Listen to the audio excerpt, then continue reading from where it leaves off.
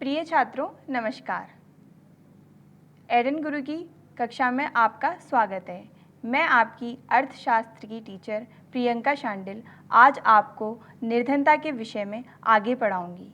पिछली कक्षाओं में हमने पढ़ा कि कैसे निर्धनता के अलग अलग कारण हैं, जिन कारणों की वजह से निर्धनता पे रोक लगाना मुश्किल सा हो गया है, जिसमें सबसे बड़ा कारण जनसंख्या में वृद्धि है। जनसंख्या में हो रही निरंतर वृद्धि गरीबी को रोकने में हमें असफल कर रही है। इसी विषय में अब हम आगे बढ़ेंगे।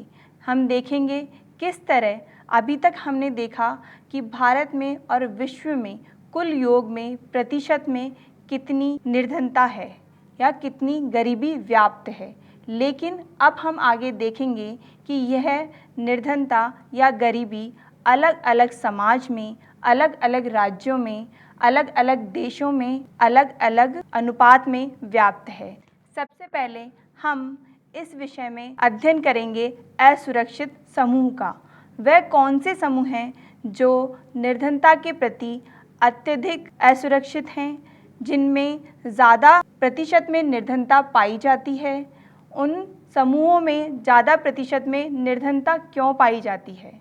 जैसे कि एक बहुत छोटा सा अनुमान मैं आपको बताती हूँ। अगर कोई व्यक्ति शारीरिक रूप से अपंग है या फिर कोई महिला विधवा है तो माना जाता है कि उसके निर्धन रहने के अवसर ज़्यादा हैं, क्योंकि उसको मिलने वाले अवसरों की कमी एक सामान्य व्यक्तियों से कम होगी। इन असुरक्षित समूहों के प्रतिशत को हम एक तालिका के माध्यम से समझेंगे।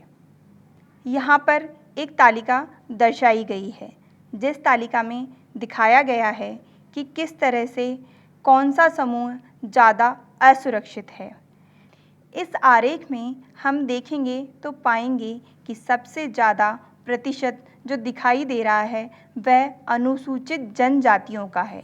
अनुसूचित जनजाति का प्रतिशत लगभग 51% है। दूसरा सबसे बड़ा प्रतिशत है नगरीय अनियमित मजदूर। नगरीय अनियमित मजदूर क्या होते हैं? नगरीय अनियमित मजदूर वह होते हैं जो गांवों से शहरों की ओर रोजगार की तलाश में आते हैं। इनका प्रतिशत लगभग 50% है। तीसरा है ग्रामीण खेतिहर मजदूर।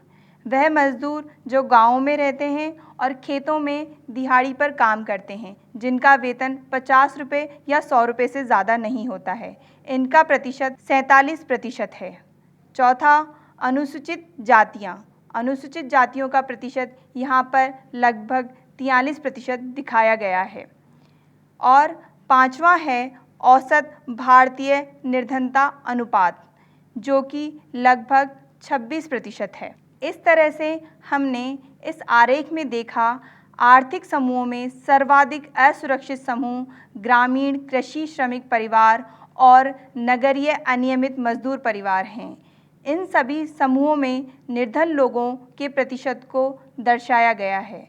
यद्यपि निर्धनता रेखा के नीचे के लोगों का औसत भारत में सभी समूहों के लिए 26% है। अनुसूचित जनजातियों के लिए 100 में से 51 लोग अपनी मूल आवश्यकताओं को पूरा करने में असमर्थ रहते हैं। इस तरह नगरीय क्षेत्रों में 50% अनियमित मजदूर निर्धनता रेखा के नीचे रहते हैं। लगभग 50% भूमिहीन कृषि श्रमिक और 43% अनुसूचित जातियां भी निर्धन हैं।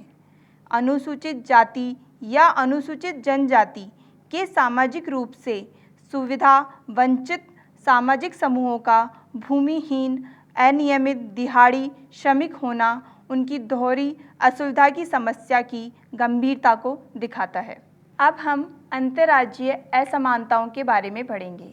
हम देखेंगे किस तरह अलग अलग राज्यों में निर्धनता का प्रतिशत अलग अलग है। हमने देखा और पाया और सुना भी है कि हर राज्य में निर्धनता का प्रतिशत और स्थिति अलग अलग है।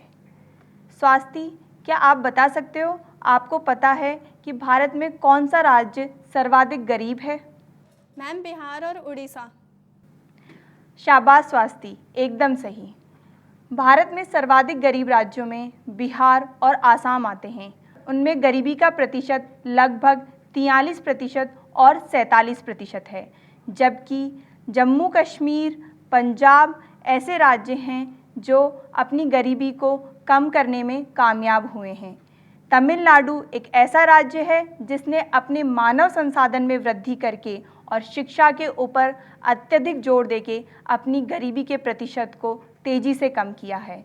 तमिलनाडु में महिला साक्षरता के ऊपर भी बहुत जोर दिया गया है, जिसकी वजह से वहाँ पे गरीबी के प्रतिशत में भारी कमी आई है। इस आरेख में आप देखेंगे और पाएंगे कि उड़ीसा में जहाँ गरीबी का प्रतिशत 47.2 है, वहाँ बिहार में 42.6 है, मध्य प्रदेश में 37.4 और असम में 36.1 है। धीरे धीरे यह प्रतिशत गिरता जा रहा है। त्रिपुरा में 34.4 है, उत्तर प्रदेश में 31.2 है, पश्चिमी बंगाल में 27.1 है, महाराष्ट्र में यह प्रतिशत 25% है। महाराष्ट्र, तमिलनाडु, कर्नाटक, आंध्र प्रदेश, राजस्थान, गुजरात, केरल, हरियाणा, दिल्ली, हिमाचल प्रदेश, पंजाब और जम्मू कश्मीर ऐसे राज्य हैं जिन्होंने अपने राज्य स्तर पर गरीबी के अंदर भारी गिरावट को लेके आया है। पिछले दशकों में महाराष्ट्र, तमिलनाडु, दिल्ली, हिमाचल प्रदेश, पंजाब और जम्मू कश्मीर ने अपने गरीबी प्रतिशत में काफ़ी कमी लाई है, जिसमें पंजाब एक कृषि प्रधान देश होते हुए वहाँ पर हरित क्रांति और उन्नत बीज और उन्नत उपकरणों के आधार पर गरीबी के प्रतिशत में भारी गिरावट लाई गई है। तमिलनाडु में यह प्रतिशत 21.1 है, कर्नाटक में 20% है, आंध्र प्रदेश में 15% और राजस्थान में 15%, गुजरात में 14%, केरल में 12.7%, हरियाणा में 8.7%, दिल्ली में 8.2%, हिमाचल प्रदेश में 7.6% और पंजाब में 6.2%। जम्मू कश्मीर में यह प्रतिशत घट के 3.5 रह जाता है। इस आरेख में हमने देखा कि किस तरह से उड़ीसा सर्वाधिक गरीब राज्यों में से एक है और जम्मू कश्मीर और पंजाब सर्वाधिक साक्षर और कुशल और संपन्न राज्यों में से एक हैं। इस तरह यह प्रतिशत केरल में 12.7, हरियाणा में 8.7, दिल्ली में 8.2, हिमाचल प्रदेश में 7.6, पंजाब में 6.2 और जम्मू और कश्मीर में 3.5 हो जाता है। हमने इस आरेख में देखा कि सर्वाधिक गरीब राज्यों में उड़ीसा व बिहार आते हैं। वहाँ पर गरीबी का प्रतिशत 47.2 और 42.6 है, जबकि सर्वाधिक संपन्न राज्यों में पंजाब और जम्मू कश्मीर आते हैं। वहाँ पर गरीबी का प्रतिशत 6.2 और 3.5 है। अब हम वैश्विक निर्धनता परिदृश्य के बारे में बात करेंगे। वैश्विक निर्धनता परिदृश्य क्या है? विश्व स्तर पर निर्धनता का प्रतिशत क्या है? किस किस देश में निर्धनता अधिक है व किस किस देश में निर्धनता में कमी आई है? विश्व स्तर पर निर्धनता रेखा को प्रति व्यक्ति $1 के रूप में परिभाषित किया गया है। जो व्यक्ति प्रतिदिन $1 कमा पाता है तो वह व्यक्ति गरीब नहीं है। इनके अनुसार इनका कहना यह है कि जो व्यक्ति भारत में 60 रुपये प्रतिदिन तथा एशियाई देशों में 60 से 100 रुपये प्रतिदिन कमा सकता है, वह व्यक्ति गरीब नहीं है। हम विश्व परिदृश्य को अब एक तालिका के माध्यम से देखेंगे और समझेंगे कि विश्व स्तर पर किस तरह गरीबी अलग अलग प्रतिशत में विद्यमान है। किस तरह से चीन ने एक बहुत गरीब देश होते भी पिछले दशकों में अपनी गरीबी को बहुत अच्छे प्रतिशत में गिराया है तथा अपने मानव संसाधनों में और साक्षरता में, तकनीकी में अतुलनीय वृद्धि की है, जबकि भारत अपने प्रतिशत को गिराने में इतना कामयाब नहीं हुआ है। आइए इस तालिका से हम देखते हैं कि विश्व परिदृश्य क्या है। इस तालिका में हम देखेंगे चीन में निर्धनों की संख्या सन 1981 से 60 करोड़ से घटकर सन 2001 में 21.2 करोड़ रह गई है। दक्षिणी एशिया के देशों जैसे कि भारत, पाकिस्तान, श्रीलंका, नेपाल, बांग्लादेश, भूटान में निर्धनों की संख्या में गिरावट इतनी तीव्र गति से नहीं आई है। निर्धनों के प्रतिशत में गिरावट के बावजूद निर्धनों की संख्या में थोड़ी ही कमी आई है। सन 1981 में 47.5 करोड़ से घटकर यह 2001 में 42.8 करोड़ रह गई है। भिन्न निर्धनता रेखा परिभाषा के कारण भारत में निर्धनता का अनुपात भी अलग तरह से परिभाषित होता है। यह मैं आपको पहले निर्धनता रेखा भारत के रूप में क्या है मैं बता चुकी हूँ। इस तालिका में हम आगे यह देख रहे हैं अफ्रीका में निर्धनता वास्तव में 41% से बढ़कर 2001 में 46% हो गई है। लैटिन अमेरिका में निर्धनता का अनुपात वही रह गया है। रूस जैसे पूर्व समाजवादी देशों में निर्धनता पुनः व्याप्त हो गई है, जहां पहले आधिकारिक रूप से कोई निर्धनता नहीं थी।